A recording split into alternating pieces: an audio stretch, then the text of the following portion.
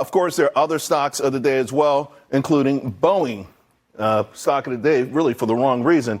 And I want to start with Boeing here, and I want to bring in my friend David Nelson, because David Nelson's a pilot, an accomplished pilot. Obviously, you're great at the stock market.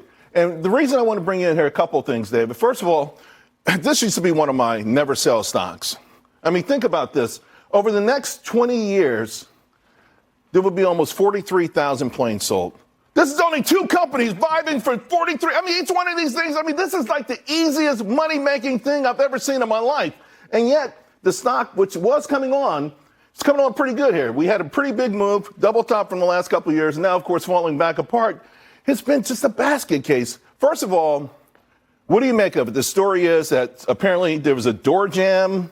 It didn't work. The door blew off as his plane was taking off. Luckily, no one was harmed. There were no passengers in that particular row, but it could have been really a worse disaster, right? It could have been worse. It could have been a lot worse. In fact, the company, this blowout occurred at about 16,000 feet. The aircraft was in the climb. If it had been a cruise, 36,000 feet, the air pressure differential would have been much more severe. This would have been catastrophic. People probably would have been out of their seats, seatbelts unfastened. Crew, serving dinner, perhaps. People would have been sucked right out of the aircraft. A lot of loss of life there. So a stock like this, it's awkward to go from talking about loss of life to, hey, is there a buying opportunity here? But again, the stock is. Here's the thing, and I don't want to say air pockets, but when it does get hit, it makes some big moves to the downside.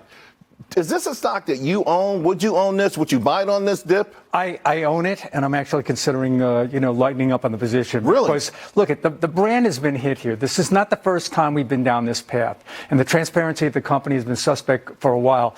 And I think it's a serious enough issue that you have to consider the following. Passengers have choices, all right? There comes a point where some passengers just might. Do they, though? I mean, I buy my ticket and I get on the plane and I find out when I'm flying. Yeah, but there are other aircraft out there. So some may say to themselves, do I really want to get on a MAX? Now, this will likely pass to the wayside, but we've been down this path. If you go back some history on the 737, this was a 60s aircraft. Now, they chose to come up with a new aircraft rather than starting from scratch. Right. They redesigned it. They stretched it, slapped on a couple of engines, new avionics to get to deal with some of the design. That's where I've always read where the beef was. When they made it, when they stretched it, there was no way to accommodate for the problems. Yeah, right. Do you ever truly overcome that?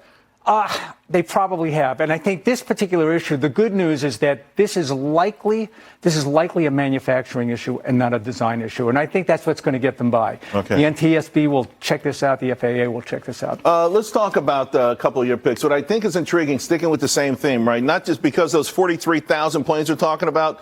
In America, 5 years ago, about 5% of Americans have passports. Almost 50% have now.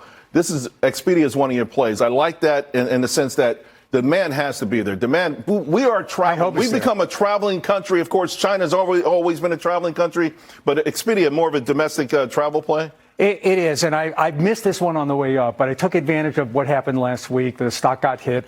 I entered in at 12 times forward earnings. It's pretty attractive. The free cash flow yield in names like this is just superb. Unfortunately, they miss quite a bit. We could add the caveat, the inconsistent execution and also extraordinarily volatile, but you want to ride that out. I want to ride it out, and Merck is just a home run. Play. Yeah, Merck Why is a home run.